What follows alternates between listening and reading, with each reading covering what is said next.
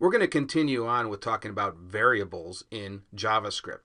And I want to talk about the concept of a loosely typed language, and mainly the differences between a loosely typed language and a strongly typed language. Now, languages like Java and C# are considered to be strongly typed languages. JavaScript is considered to be a loosely typed language in terms of variables. And the main difference is that you do not declare the data types of the variables explicitly in JavaScript. So if we take a look at this example that I used in the previous video, this is an integer obviously, but we do not have to declare it here. We simply type var for variable. Now if we look at this same example in Java, we have to declare the data type, which is an int. If you don't put that in there, you will get a compile error. But in JavaScript, you do not have to identify the type before the variable. So that's why it is considered a loosely typed language. It is defined as an int when we assign a value.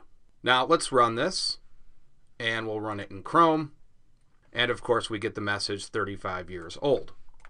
And that, of course, is from our alert function, which adds both of these variables up, and it says 35 years old. Now, it even goes farther than that in JavaScript. You do not even need to put this variable keyword here. We can actually remove that, and Java will still assume that this is a variable when it sees the equal sign and the value that's assigned to it. It'll actually make an assumption, oh, I didn't find the var keyword, but this still must be a variable. And to prove that, let's run this again. Actually, we'll save this, and we'll run this again.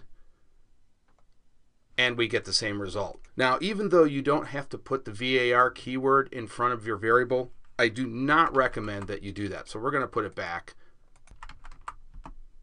And the reason is it's considered bad form not to put the var keyword in front of the variable in JavaScript. Because for one, it makes it hard to read the code. You may be used to that, but if you have somebody else that needs to read your code, it will make it harder for the person trying to interpret your code. Also, it's not a good practice to have JavaScript assume that this is a variable. In rare instances, it can actually lead to some problems where JavaScript gets confused and this is not treated as a variable. So again, I would recommend that you put the var keyword in front of your variable, even though, as I said, it is not necessarily required. Okay, that's going to do it for this video. I will see you guys in the next video.